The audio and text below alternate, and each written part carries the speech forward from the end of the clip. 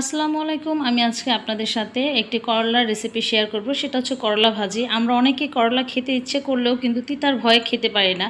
আবার অনেকেই কিন্তু বিভিন্ন প্রসেসে লবণ মাখিয়ে এটা রস ফেলে দিয়ে করলাটা ভাজি করে। আসলে ওটা কিন্তু কোনো গুণাগুণই থাকে না। যদি আমি রসই ফেলে দেই তাহলে তো সেটা খাওয়ার চাইতে না খাওয়াই ভালো। তো আমি আজকে আপনাদেরকে একেবারে অল্প সময়ে তিতাবিহীন একটি এই ভাজিটা রেসিপি শেয়ার করছি।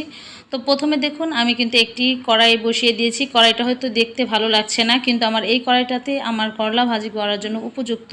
অনেক সুন্দর হয় ভাজিটা। আপনারা এরকম তৈলাক্ত একটি কড়াই নেওয়ার চেষ্টা করবেন। তো এখানে আমি হাফ কাপের মতন তেল দিয়ে দিয়েছি আর 1 কাপ পেঁয়াজ দিয়েছি। আপনার পেঁয়াজটা অল্প দিলেও চলবে। অবশ্য করলা ভাজিতে তেল, পেঁয়াজ এবং মরিচ এগুলো একটু বেশি দিতে হয়, তা না হলে কিন্তু করলা ভাজিটা খেতে ভালো লাগে না।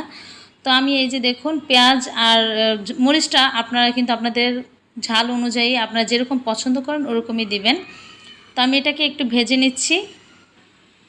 এখন কিন্তু পেঁয়াজটা অনেকটাই নরম হয়ে গেছে। এই পর্যায়ে আমি যে কেটে রাখা করলা এবং আলু দিয়ে দিচ্ছি। এখানে কিন্তু হাফ কেজির মতো করলা আছে আর বড় সাইজের একটি আলু আমি এখানে কুচি করে নিয়েছি। দিয়ে দিলাম স্বাদ মতো লবণ। এখন এটাকে একটু নেড়ে চেড়ে দেবো। আর আমি কিন্তু করলা ভাজিটাকে ঢাকবো না, পুরো টাইমটা কিন্তু আমি এটা না ঢেকে ভাজি করব। কারণ অনেক সময় ভাজিটাকে ঢেকে করার কারণে ভাজিটা লাল হয়ে যায়, তেতো লাগে খেতে। কারণ ঢাকনার যে পানিটা আছে ওই পানিটাতেই আপনার করলা ভাজিটাকে তেতো করে ফেলে, নরম করে ফেলে। এছাড়াও আপনি করলা ভাজিটাকে কিন্তু বেশি নাড়াচাড়াও করতে পারবেন না। মাঝে মাঝে 5 মিনিট পর পর বা 10 মিনিট পর পর আপনি ভাজিটাকে নাড়াচাড়া করবেন। আর করলা ভাজিটা কিন্তু একটু লেগে লেগে গেলে আমার কাছে খেতে ভালো লাগে। কার কাছে কেমন লাগে জানি না, আমার কাছে খুবই ভালো লাগে। আমিও প্রথম করলা ভাজি করতে গেলে আমারটা ভালো হতো না। তো এখন রান্না করতে করতে অভিজ্ঞতার কারণে এখন আমি বুঝি যে কিভাবে করলা ভাজিটা পারফেক্ট হয়।